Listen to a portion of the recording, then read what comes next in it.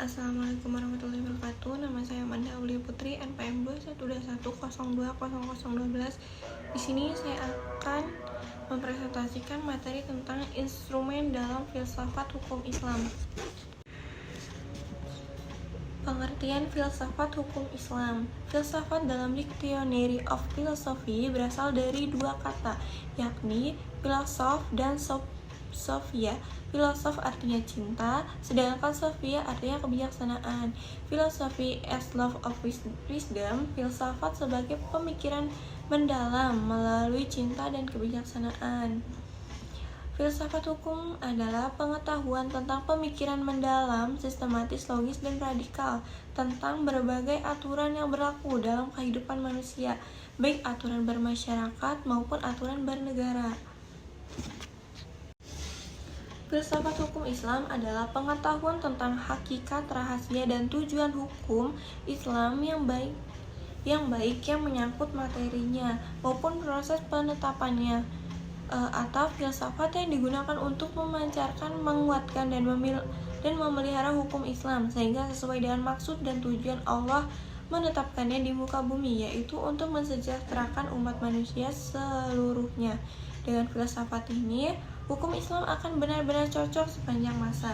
Pengertian dan syariah dan fikih serta ciri-cirinya.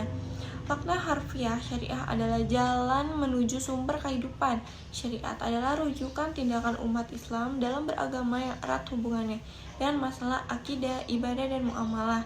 Secara etimologi, syariah berasal dari bahasa Arab syara, syahra'u, syahra'an, wa syariatan yang berarti jalan ke tempat air. Kata ini kemudian dikonotasikan oleh bangsa Arab dengan jalan yang lurus yang harus dituntut. Sedangkan menurut terminologi syariat berarti jalan yang diterapkan Tuhan yang membuat manusia harus mengarahkan kehidupannya untuk mewujudkan kehendak Tuhan agar hidupnya bahagia di dunia dan di akhirat. Makna ini meliputi seluruh panduan Allah kepada hambanya, para rasul, penyampaian kepada umatnya agar diamalkan dalam kehidupan sehari-hari, baik dalam bentuk akidah, akhlak, muamalat, dan sebagainya. Ringkasan syariat Islam merupakan keseluruhan ajaran Islam yang bersumber dari wahyu Allah SWT. Selanjutnya itu ciri-ciri syariat berpusat pada asas-asas. Yang pertama itu ketuhanan atau rabbaniyah. Yang kedua itu universal, alamiah. Yang ketiga menyeluruh, syumul. Yang keempat asli dan abadi. Yang kelima mudah serta menghilangkan kesusahan. Yang keenam itu memelihara maslahat manusia.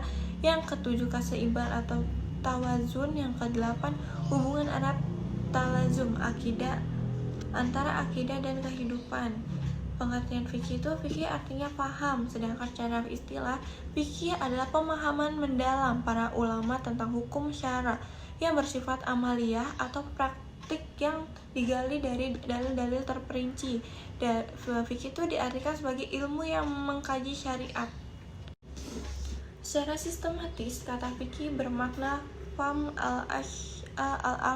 al-daqiqah, faham yang mendalam, mengetahui paham terhadap pembicaraan orang lain atau mengetahui sesuatu dan memahami dengan baik.